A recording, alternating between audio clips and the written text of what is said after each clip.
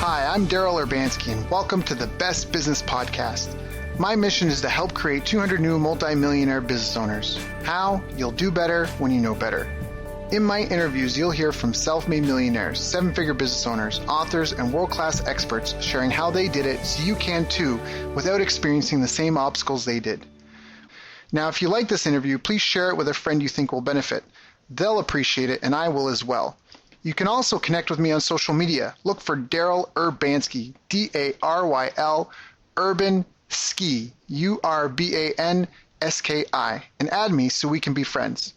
Now sit back, relax, and enjoy what I've prepared for you right here, right now. Hello everyone, thank you for joining us. My name is Daryl Urbanski, your host as always, and today we are joined with Steph Sharp.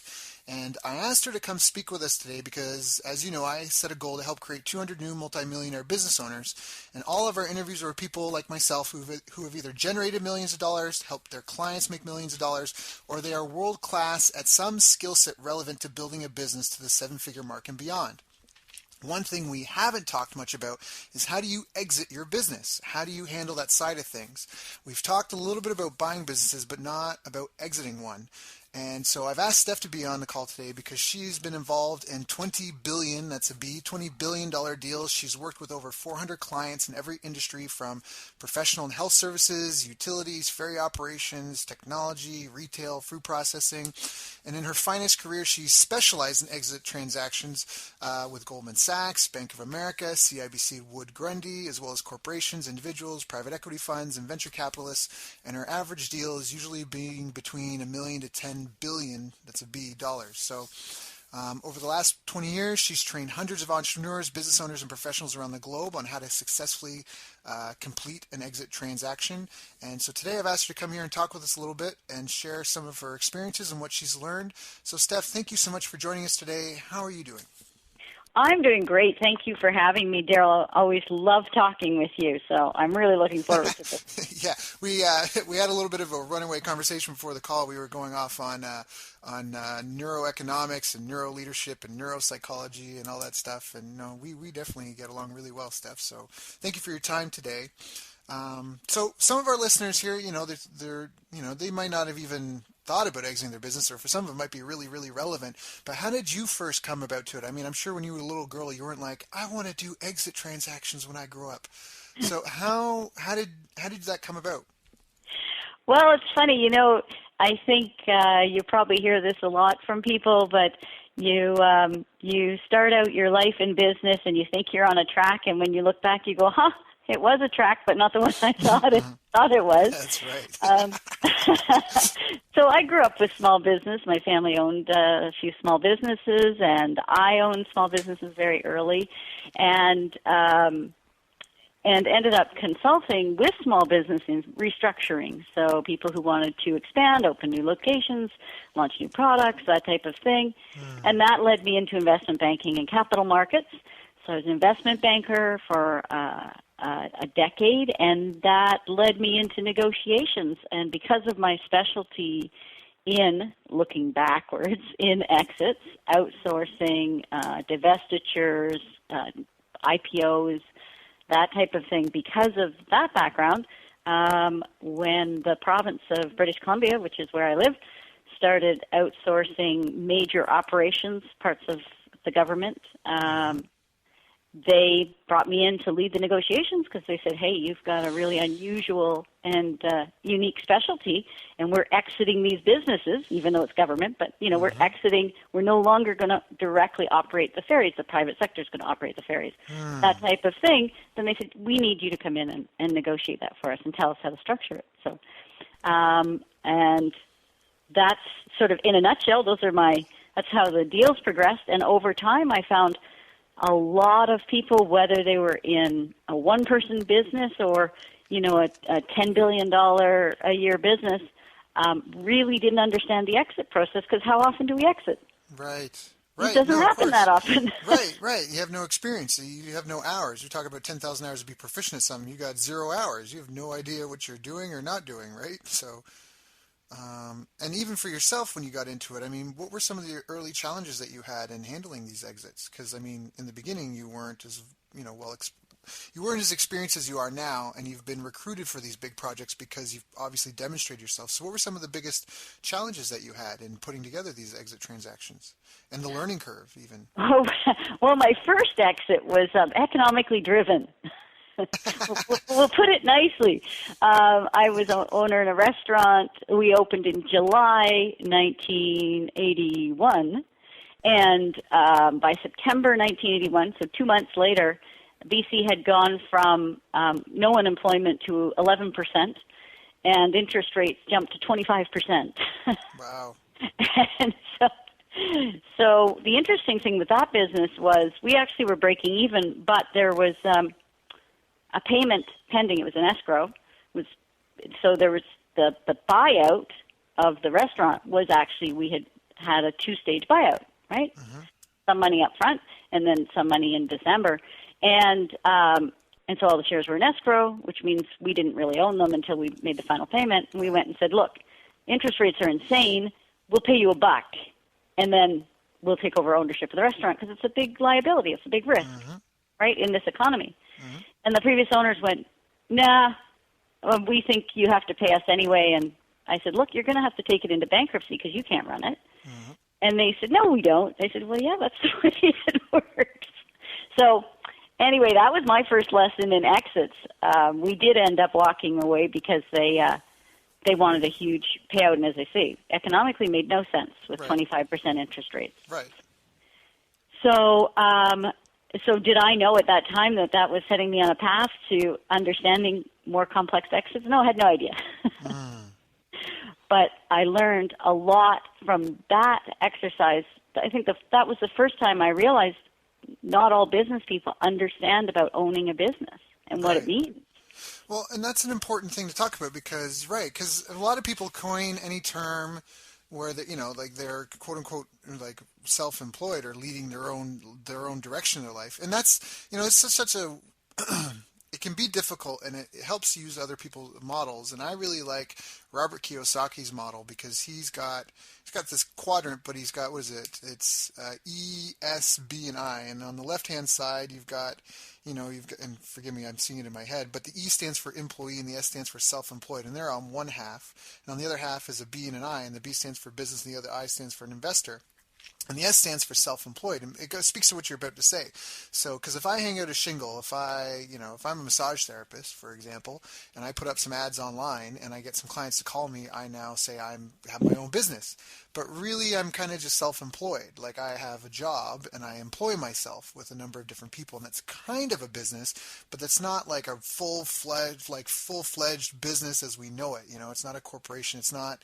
A lot of those fail so quickly because there's no structure in place. There's no standardization. There's nothing. There's not a whole lot. There's one person who's got a skill set, and I've been self-employed on and off almost my entire life.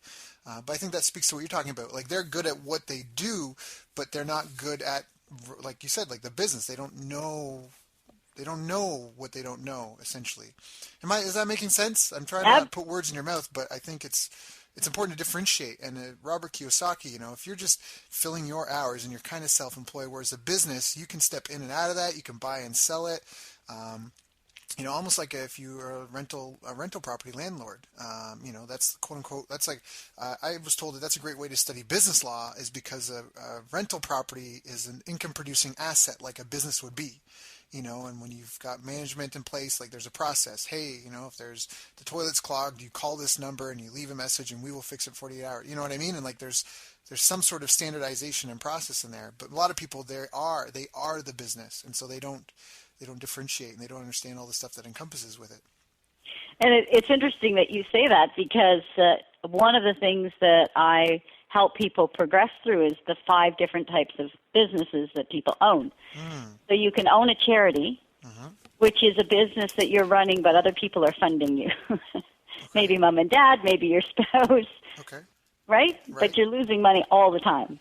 Right. You can own a hobby where you're sort of break even, you love it.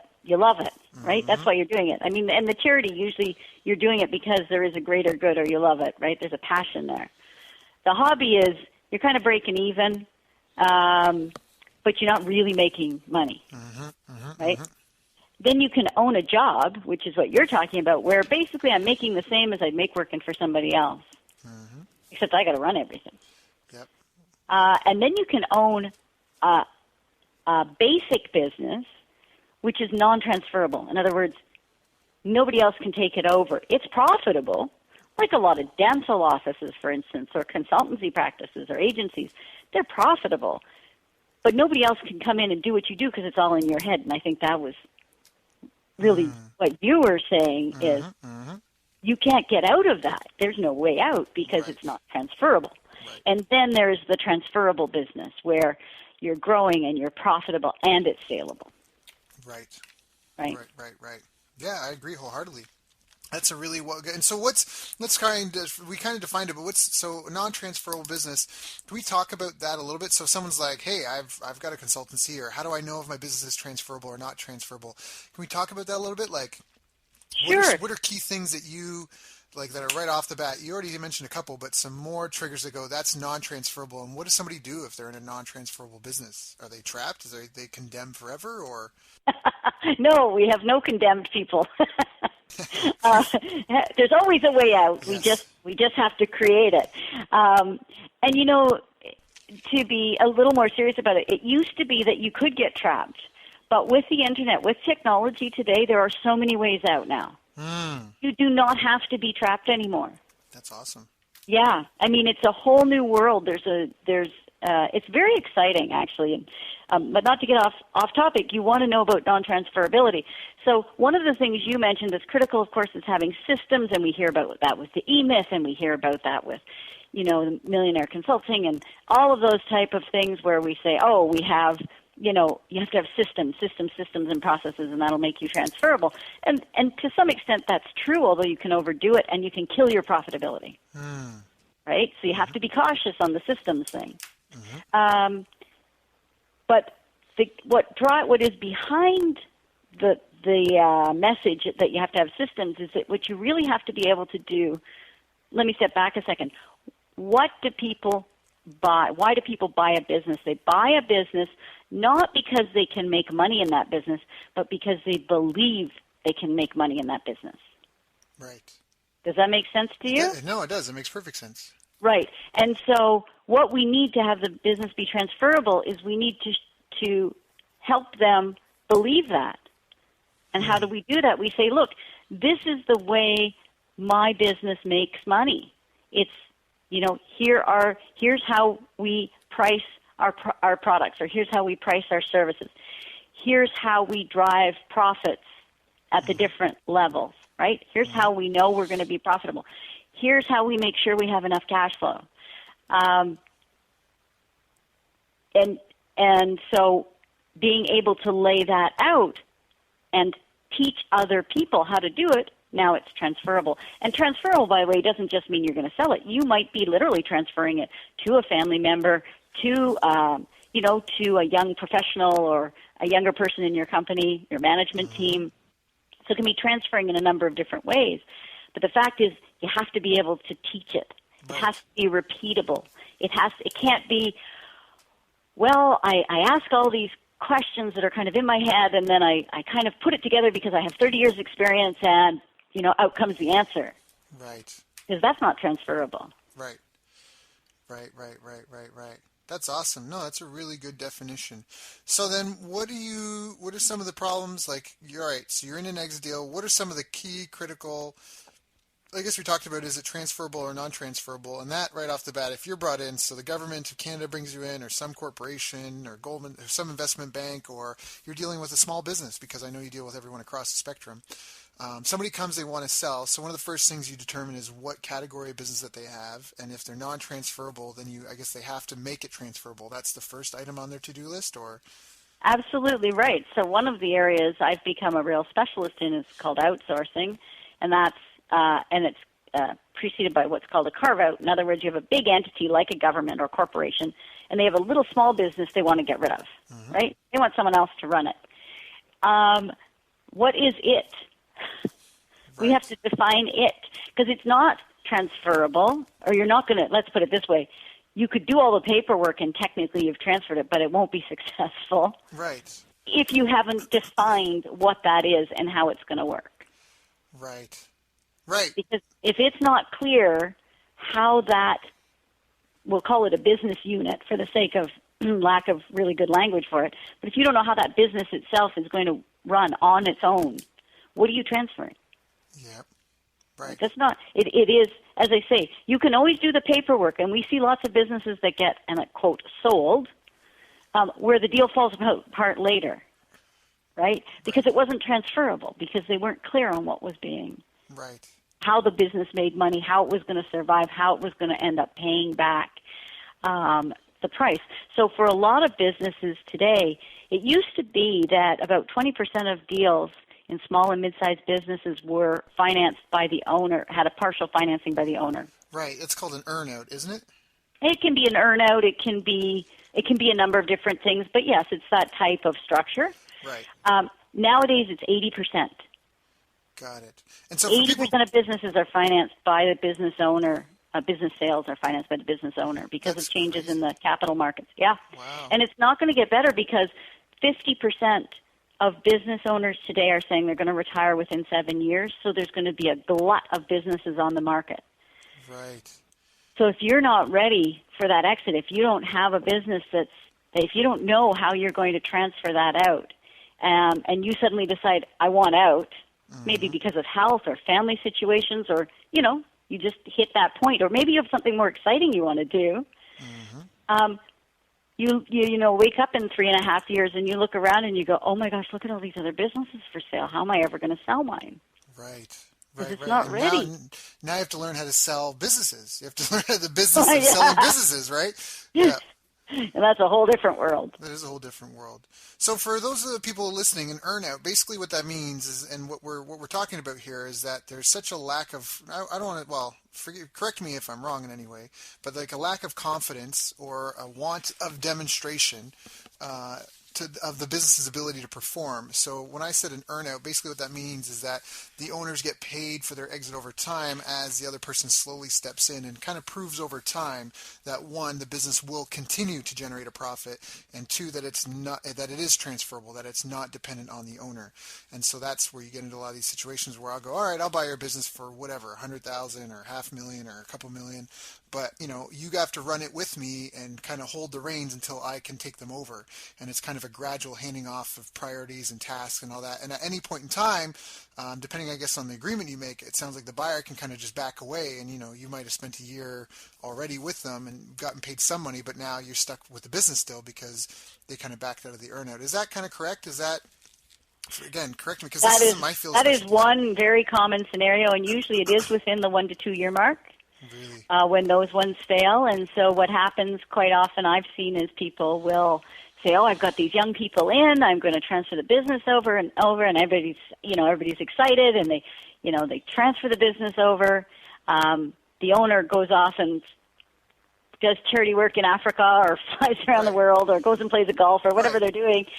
And they're depending on this earnout, and it's getting less and less and less because the people can't run the business, and so they don't have the funds to pay it out, and the professional or the business owner ends up coming back in, taking over again, and they're starting from scratch. Right. That's very common. The other type is simply that it's seller financing, just like you might do, not very often in real estate, but it does happen, that you say, I want to sell for this price. People can only get a mortgage for X amount, and so as the seller, I'll take a payment in 6 months or a year. And so it's seller financing, essentially. That's very, very common now. And as I say, it used to not be common. It used to be about 20% of deals. Now it's 80%. And I just recently read that statistic. And that can be great for a buyer. I mean, it can be great for a buyer in real estate or even in the business because, it affects my credit limit. My understanding, it doesn't affect your credit the same way as if you had this outstanding mortgage that you couldn't pay. It's kind of quote unquote less severe for the buyer. Still equally as stressful in any case, but it's terrible for the seller, right? The seller, you just want to be done, walk away, clean your hands of it, and, sell it and move on, right? We call that tail. Amongst my friends, we call that tail. Like, for example, we look at businesses as a marketer. If you want to get into an industry, we look at businesses with a very minimal tail.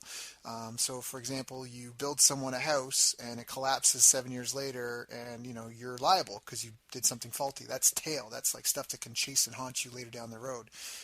So you just want something that you can sell, be done with, and just walk away from and sleep really well at night, right? Not having to be like, oh, you're going to get called back from Africa to jump into this thing you've been doing for 30 years, and right? Yep. And one of the interesting things when you start talking to people about why this happens is that, and I've had this conversation so many times with business owners who say, well, I'm financing they're going to pay me over time because they don't want to go to a bank and borrow the money.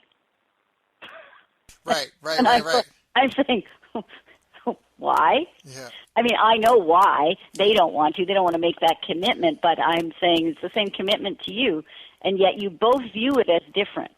Right. You as the seller are buying into the higher risk profile because you are selling to someone who has a mindset that they are not as committed to you, that it's not as onerous a commitment to you as it is to a bank. Right. Why not?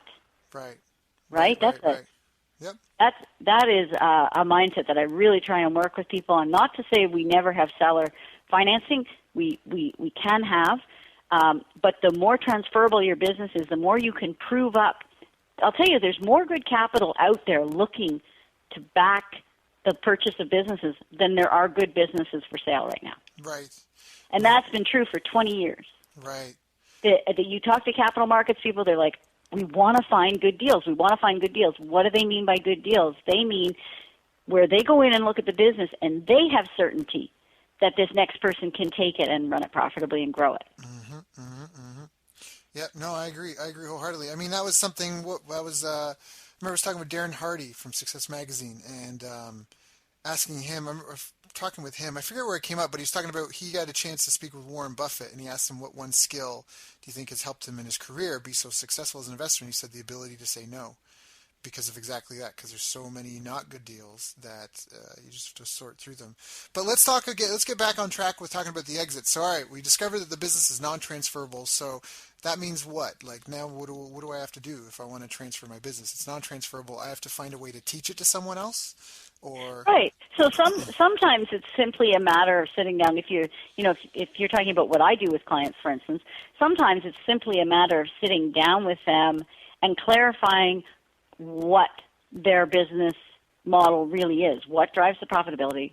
How do they actually do the pricing? Because just because it's in someone's head doesn't mean that it's going to take you months to get it out of their head. Mm-hmm. Sometimes it's literally a matter of sitting down for a day and just getting it all out of their head. Right.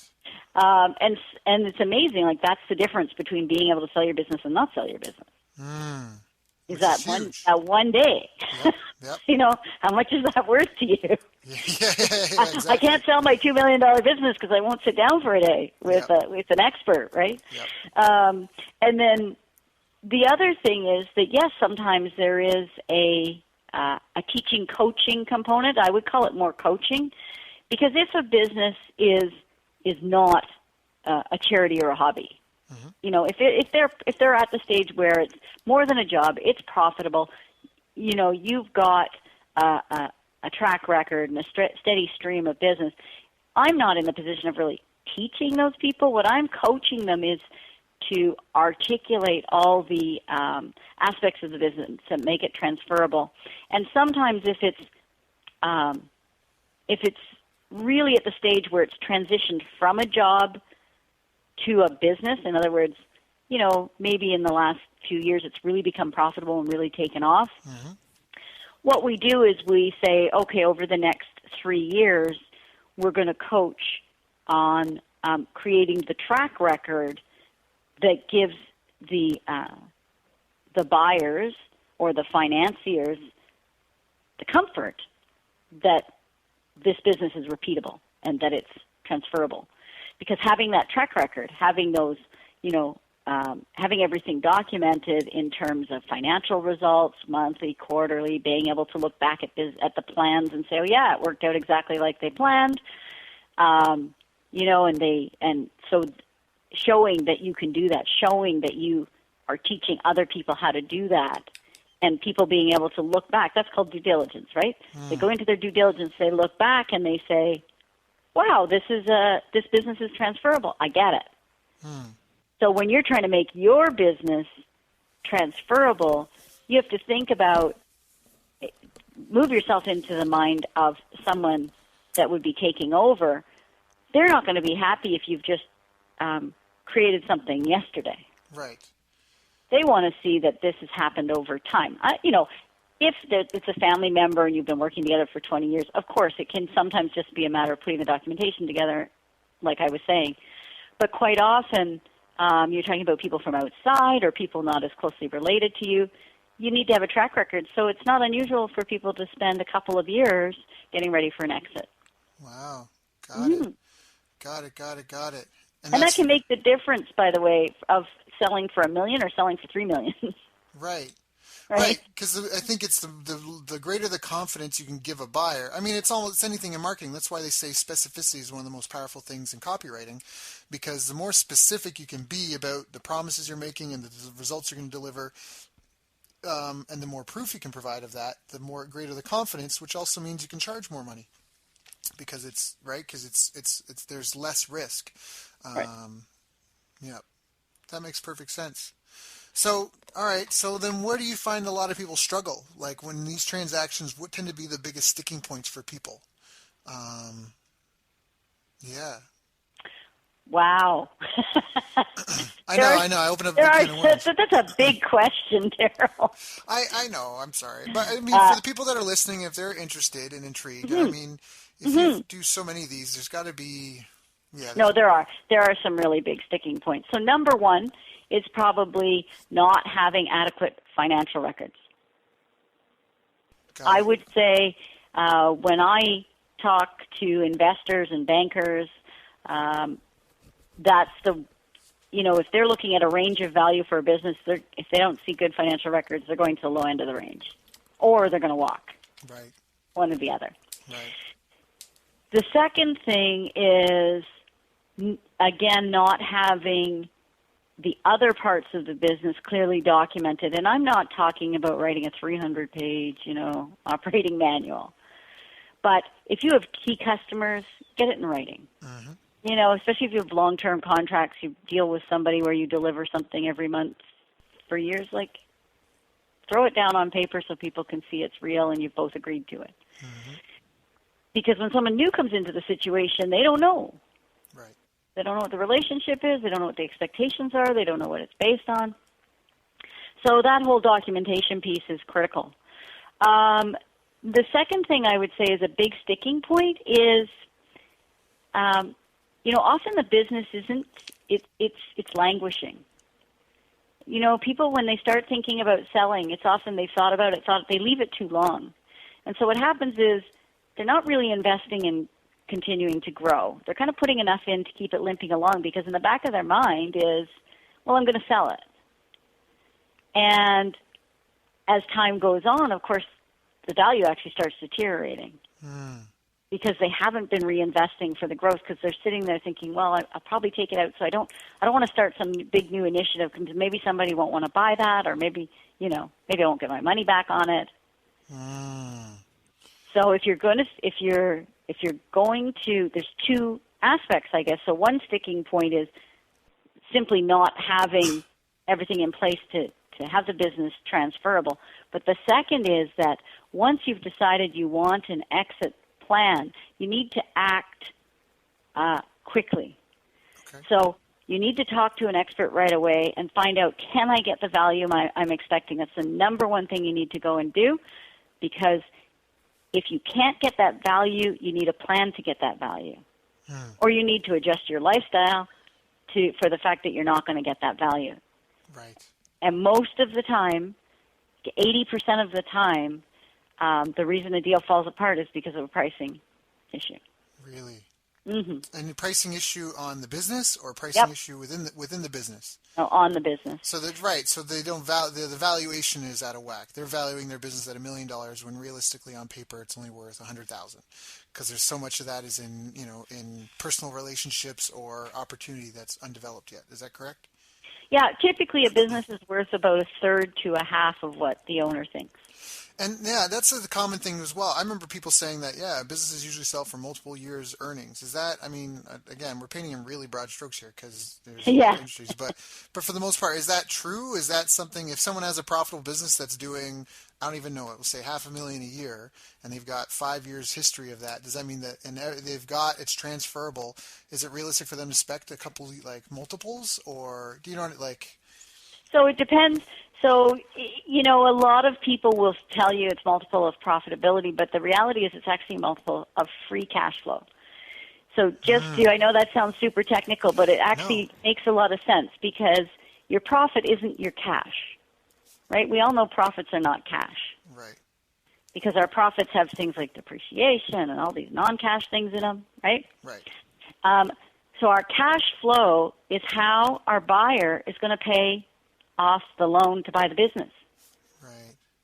And so it's a multiple of cash flow, but not just the total cash flow. It's the multiple of the free cash flow. So some businesses, you have to reinvest quite a bit every year in order to keep the business going.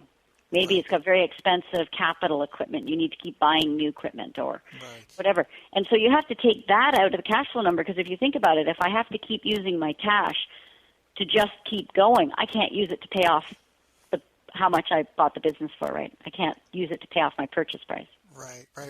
So let's say that again. Because I want to make sure that this is clear for everyone. It's because I know it's a little bit of complex. It's a little bit complex, but it's a huge issue. It's not. It's net profit. Basically, they'll sell their business for multiple years of net profit. It sounds like you're saying, because that's really the only thing that the owner is buying, right? They're buying. You're almost factoring your business income, right? You're selling your business. You're walking away from it, but you're selling the money you are projecting you're going to make at a discount. And so I differentiate between cash and profits. Right. So my net profit is actually a profit number, and that's calculated by taking off depreciation and stuff. I don't want to deal with that. How much cash, if I start the year with a stack of cash on my desk, right, and I'm paying bills and people are buying stuff, my cash stack is changing all year, right? Right. How much cash do I have on my desk at the end of the year? Right? How much is coming in and out of the business throughout the year? And then and then how much do I need for the next year? That net cash flow, what we call free cash flow, but it's that net cash flow is what you multiply. And so let's just say, for example, let's say you have $1 million a year business. And after paying yourself a market salary and everything, you have cash. The business is generating cash of like $200,000 a year cash flow. Right. Let's just say. Right. Out of that 200, and let's say that your business is, let's make it simple and say it's a service business. So we don't really need any of that to keep going. We just keep people employed and we're good, right? Right. So the 200,000 is how much the buyer can generate to pay off buying the business. Right. How many years do they want to spend paying off the business before they earn any money? Right. Yeah, probably not more than 3 in a lot of instances. Exactly. Because partially a certainty issue, back to that, how sure am I I'm going to make money? Right. Because even though the free cash flow is $200,000, they still have to pay for their living expenses at the same time. Right, and they would be getting some sort of market salary because we've already taken that out. Right. I already said we're paying the owner the market salary. So you're making a salary, but you're not making any return for taking all that risk for buying that business. So here's where the disconnect comes in for a lot of people. They say, well, my business, I'm generating $1 million a year, so it's worth $1 million a year. It's worth $1 million at least. But if it's $200,000 cash flow and the person wants to pay it back in 3 years, it's only worth $600,000. Right. That's where the disconnect comes in. Yep. And a lot of people think that they have employees or coaches or contractors who will ultimately buy their business. I had this conversation recently with a big internet marketing expert, and he said, well, my coaches will just pay me millions of dollars to buy my business. And I said, I didn't get into an argument with him, but I'm thinking, well, no. Right. Actually, they won't. At the most, they'll pay you 3, maybe 4 years cash flow, maybe. But if they think they can go off and start on their own and make more on their own, they're going to go do that. Right? Right. So how do you protect your business, and how do you structure it up so that it's transferable? So the notion of, for instance, this isn't talked about in small business, but think about applying this concept from big business, golden handcuffs. If you want let's say you're an engineer and you've got a senior engineer who works for you, or you own an agency and you've got some really bright guys who are, 20 years younger than you working for you. If you want those guys to buy you out, how do you tie them into the business so they don't just go and start their own thing? Got it. So that's all around the exit. I mean, this is all about structuring and planning for an exit. And I know it sounds like a lot of different stuff, which it is. If you had to learn it all yourself, I mean, it's taken me 30 years to learn it. Right. But the fact is that you can go through you go through it pretty stepwise. We start at the end. What do you want ultimately? What do you want your lifestyle to be like? Once you've retired, once you're out of the business, how much do you need? Now let's work that backwards to what the business needs to be worth and how much we need to make. And we take that exit plan and we actually embed it right into the strategy, so you're not worried about two different things. That's right. That way, because your business, right. No, that makes good sense. And it ties into your annual goals, which ties into your quarterly goals, which ideally you should be breaking down into monthly and weekly goals. And it doesn't necessarily mean you're going to be successful at it, but there's a quote, I forget the quote now, but planning is everything, but a plan means nothing. I think that was Voltaire said that, That is absolutely true. And the thing is that as you go forward, whether you are going to retire in a year or 5 years or 10 years, the fact is that if you have that exit in mind, what you're really saying to yourself is, I'm going to have an ownable business in the meantime. Right, which is what I think. To be honest, I have a friend. He does really, really well. His business, a couple million a year. The margins are they're insane. Like his lawyers worried about them being audited all the time because he's buying products for pennies on the dollar. But that's his complaint, is he's like, yeah, but I can't exit it. And I'm, and part of it, I'm like, yeah, but you have an ownable business, to use your terminology. Like, you have an actual business. Like, he's in a really comfy position. So I think that for a lot of entrepreneurs, that might even be what they need, right? I mean, depending on the time commitment, that just making your business more of an ownable business, quote unquote, where you're not the singing and dancing bear, you're not the focal point of everything, could actually be the freedom that a lot of people need. Maybe they don't want to exit entirely, because a lot of people started the business because they had an interest in it in some way, shape, or form. In that Absolutely. If you have no passion, you probably aren't going to get to the point of it being a transferable business. Yeah. You're not going to work on it that hard. Yep. And the interesting, I think the interesting sort of side note that nobody talks about with having an exit plan, and particularly embedded in your strategy, is that allows you what I call an emergency exit. Okay. Right? What happens to your family, your employees, your client if something happens to you? Right. And there's no exit plan. There's no transferability. What happens? Right. Yeah, the business just dies. Or it just kind of sputters and like a bucket with holes in it. It just kind of runs dry eventually. Exactly. And, it's something as simple. This happened with somebody who was very close to me. They had a motorcycle accident. Broken neck, broken back, Medivac, the whole bit. Wow. Small business owner, $1 to $2 million.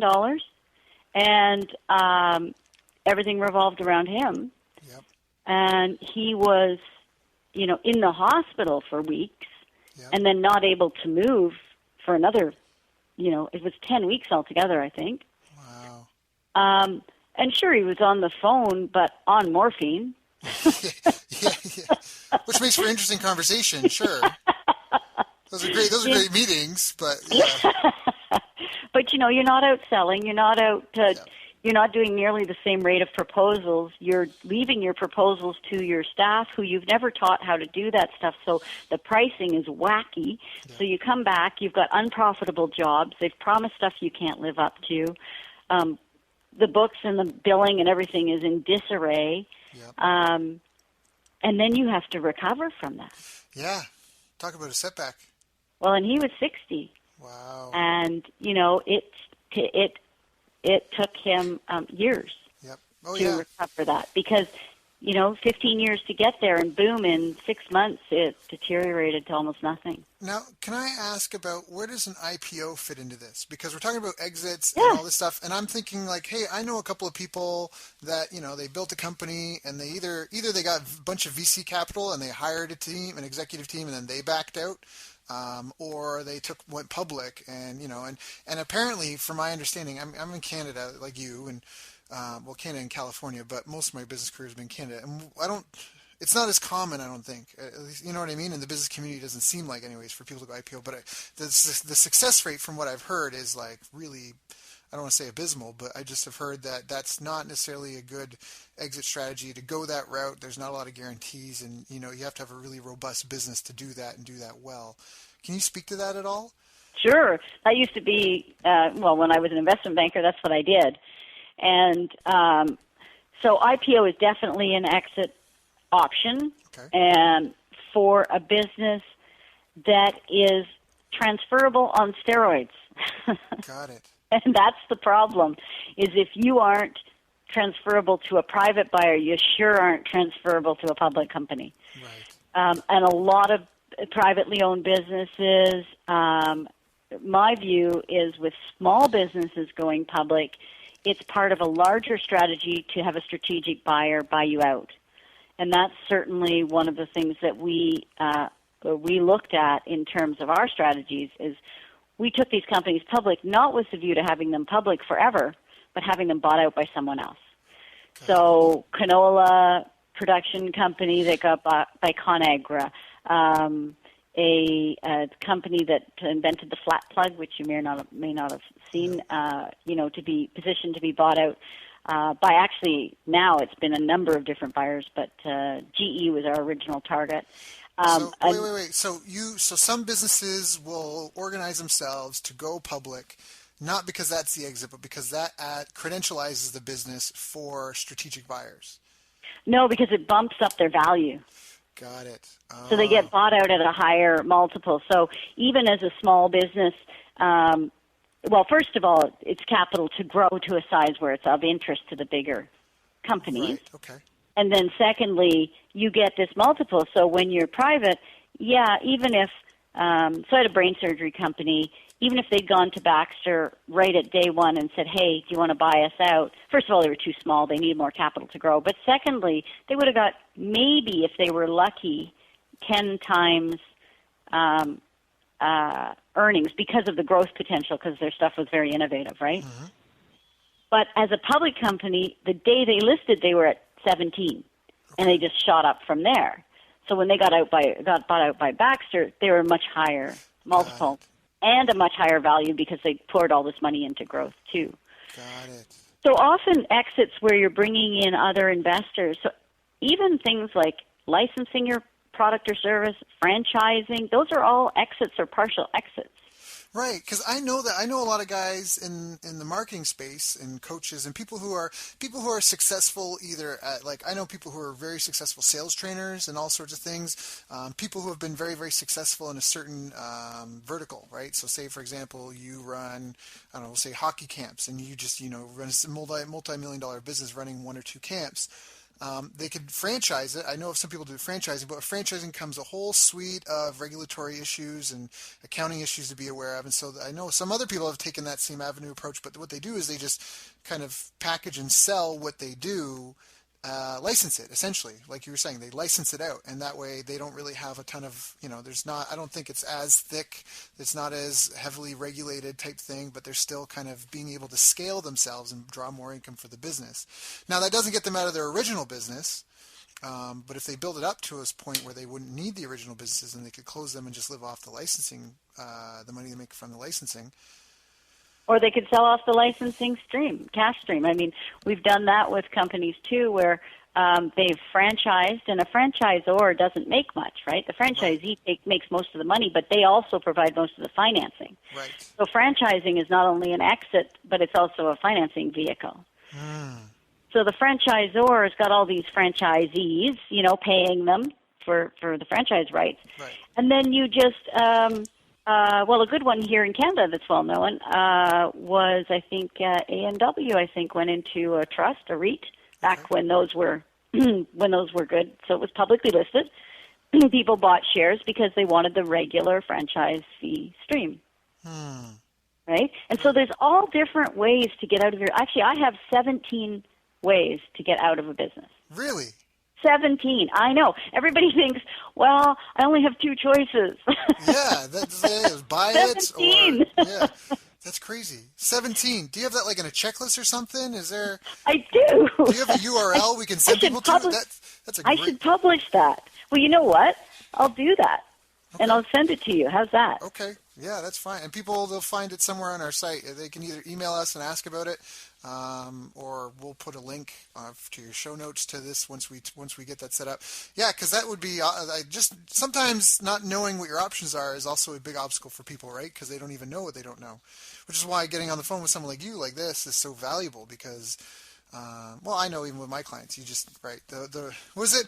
Is that that story? A guy's hot water tank breaks down.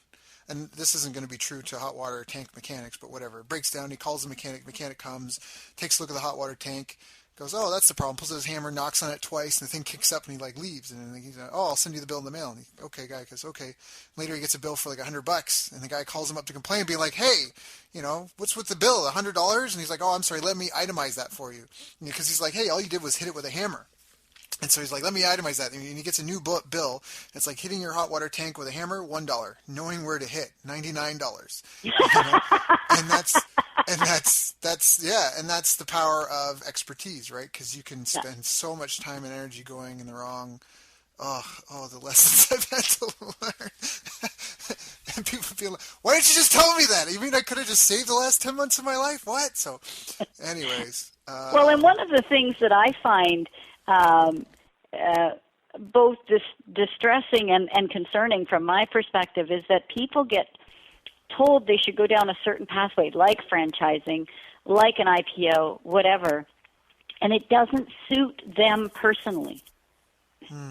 It's not aligned with who they are and how they want to spend their business life.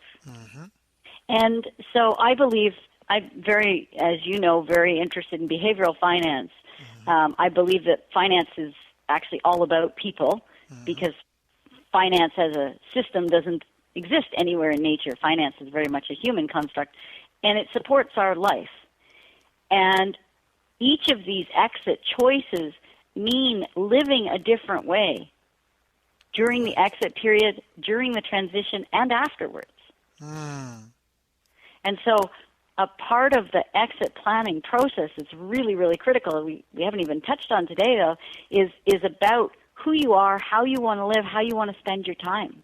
Right, just planning your life. And then what do you love? Yep. Like, I don't want to put you in a situation, and I've seen businesses do this because I used to take lots of them public. They're going public because they think, that this is going to be a really glamorous, exciting thing. Right. They hate the process of going public. They find out it takes, months and months and months, not a couple of weeks, which they thought. Right. And then when they're public, they have all this reporting and this investor pressure, and the press is all over them, and they're like, oh, my God, I hate this. Right.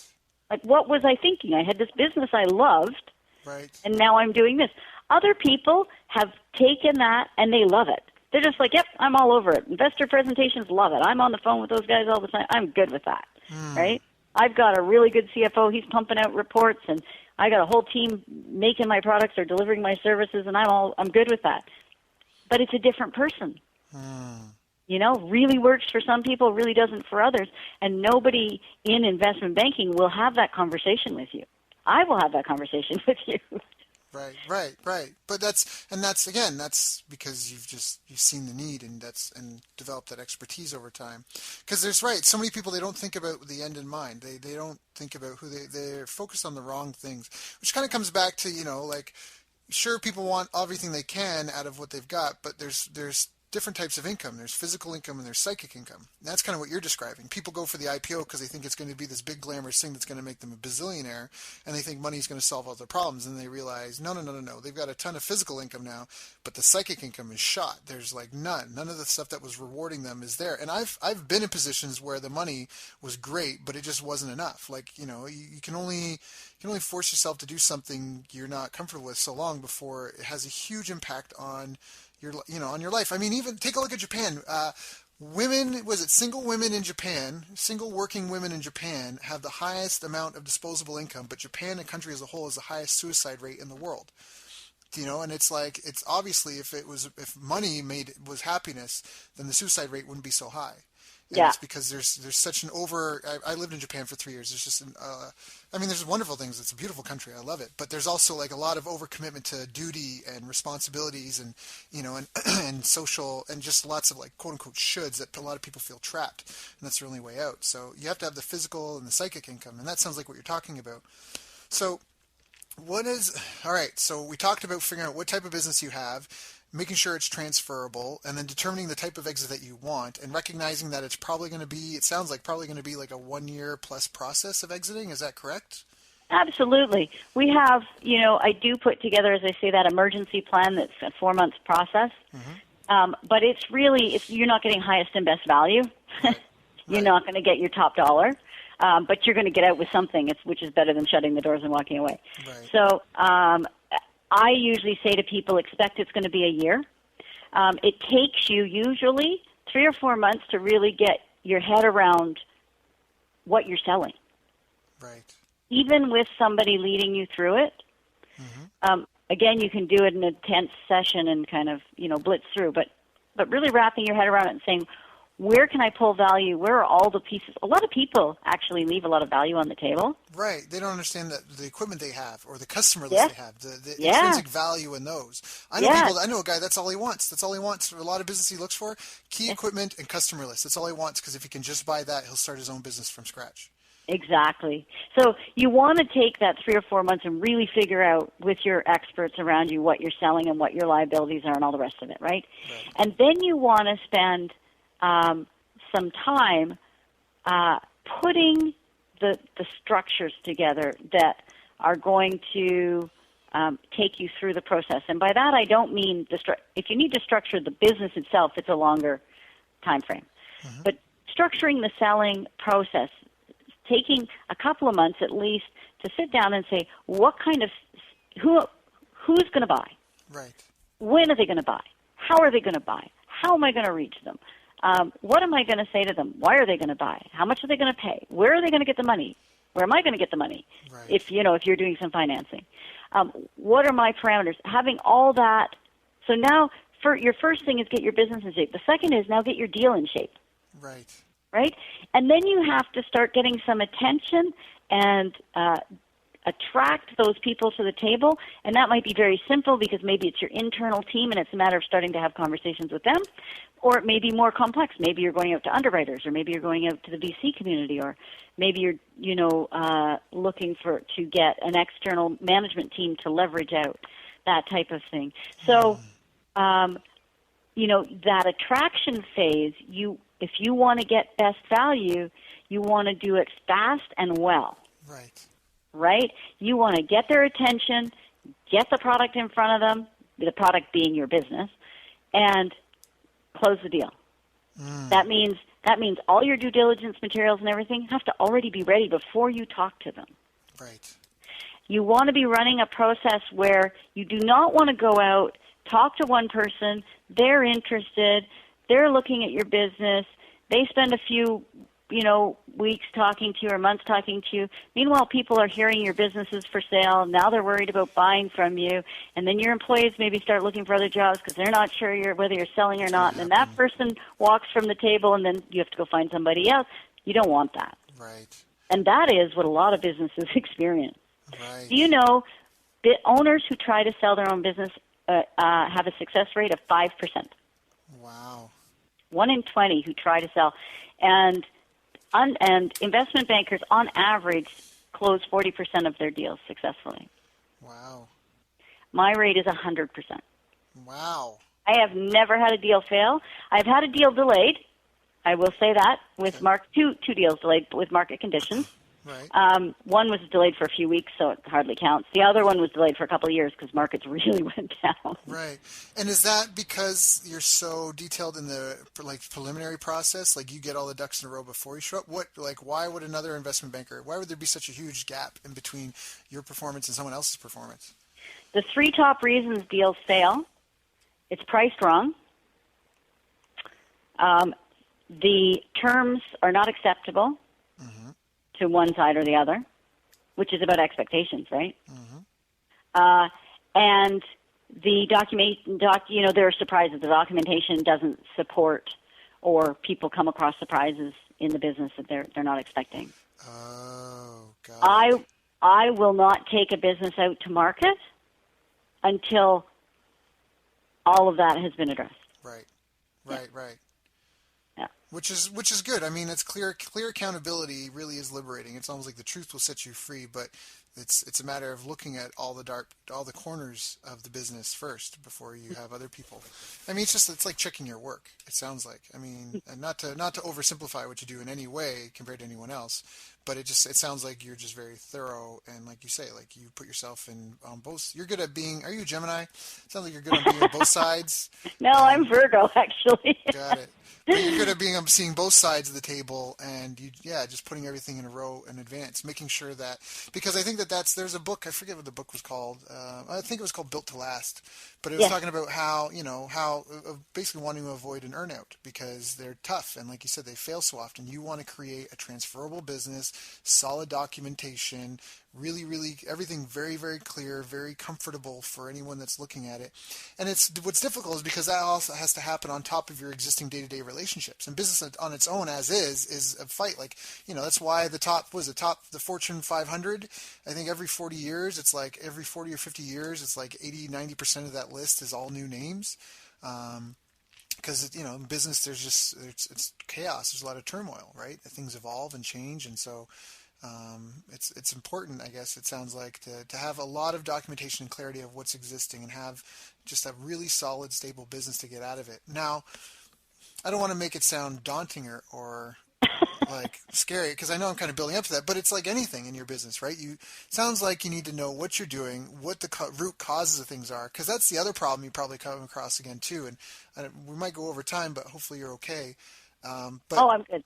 Because I think with a lot of people, they might not necessarily know what contributes to their profit. They may think they know, but when you try to document it and explain it for someone who wants to buy the business, they're a bit at a loss. Is that correct in any instance, or? Oh, absolutely. And a lot of people, their financial information is far too complicated and detailed. It actually doesn't help. Ooh, I love that. What do you mean? Too much detail. Love that. I love that. All right. Yeah, and so what happens is you can't show people the big trends and the big patterns that they can understand how you're making decisions. So, one of the things that we do is often we change the reporting, the financial reporting, so that both management and investors and the buyer can look at it and say, oh, this is how management's making their decisions. This is how much it costs them to attract customers. This is how much it costs them to actually deliver the product or service. This is how much it's costing them to develop products. Now I understand how management is allocating their money and how they're making money. Right? But you get your typical financial statements from a lot of businesses, and it's this big laundry list, of labor, fuel. Right. What does it tell me? Yep. I don't know what that means. What does that mean? Yep. I want to know. I want to know in the context of what are the key areas. Like if you look at Starbucks financial statements, super simple. They have their big category is store operations.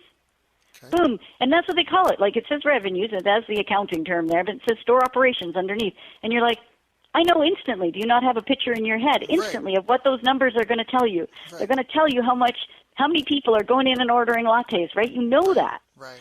That's how easy financials should be to read. Right. Right. And that's how easy your process information should be to read. People glance at it and go, get it. I got it. I got the business. Got it. Right? Not to say there isn't tons of detail behind it and training and, standard operating procedures and all the rest of it. You have to have the stuff that makes a business work. Right. But in terms of going out to the buyers and in terms of being able to tell that story and not have surprises and have a proper understanding of value, I actually, most of my time is spent saying, don't make it so complicated. This is fun. This is fun. This is easy. This is about moving on to a new stage of your life, creating the next stage of your life. This is cool. Right. Right? Right, of course. I mean, that's what keeps me in the exit stuff is that it's not that, it's not that it's the only thing I can do with a capital markets background. There's lots of things I can do. But because I really love to see people move on to that new life. It's so rewarding. I have clients who've done everything from literally, taking that around the world trip to going off to their fishing cabin right. to starting a new business, to starting a charity, to like they just, the passion comes out, right? And you release that and you're moving on. And so many people, when you talk about exits and selling a business, like, oh yeah, you got to do this, and you got to do due diligence, and it's all, you got to mitigate your risk, and it's boring. Right? Let's talk about the excitement in this and what's going to fuel it going forward. Right. No, I love that. That's such a great note because you're right. And what a great rewarding, it must be so rewarding because that's your pool of customers, like your friends and people, like your contacts. You're creating a community of people that have exited their business and moved on to living the dream that they want, essentially, whether it's for retirement or to get involved in other future projects. So, and if it's done right, it should be an easy, simple process. It might take some work, it might take some time, but anything we're doing is worth doing right. And there's 17 different ways to exit, which I think is just awesome. There are 17 different ways, and I will send you that checklist. Please do. And is there any question I should have asked that I haven't asked in this call? I mean, I don't even know what I don't know because I haven't. I was the guy, I closed down my doors and just walked away from a business that was doing six figures because I didn't. Oh, you make me cry. I know. It's yeah. Don't do that. There's geological. I know. Moving different country. Yeah, it's a story. But so, are there any questions that I haven't asked that I should have asked? I think the only kind of point, I'm not sure that it's a question you should have asked, but the only point that I would like to sort of touch on that we interestingly touched on before the call and not on the call is the issue of mindset.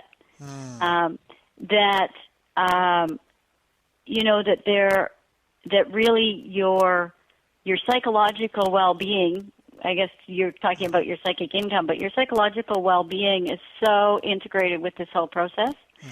And there's this fear of leaving something that's as integral to your life as your business.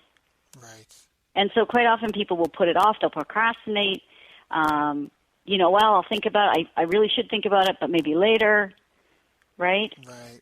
And then they end up, for whatever reason, in a situation where they suddenly have to exit and they end up walking away or getting very little for it or getting into an absolutely messy transaction that, doesn't work for them, and it really is devastating. And so when I'm talking about mindset, I'm saying, look at the exit as transformation, as opportunity for a new life, not as, this is going to kill my identity and I no longer exist, which is where our brain tends to go, right? Right. No, of course, because we're afraid of change.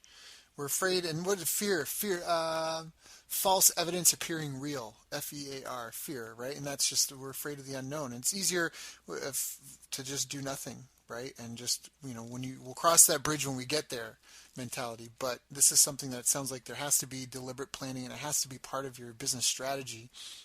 And again, that doesn't mean just because you plan for it that's how it's going to happen, right? But it sounds like it is something. Like, honestly, this phone call and even part of inviting you here is because, I'm just to have it on my radar. Like, yeah, where am I going to be in 10 years, right? Because that's something that's really important.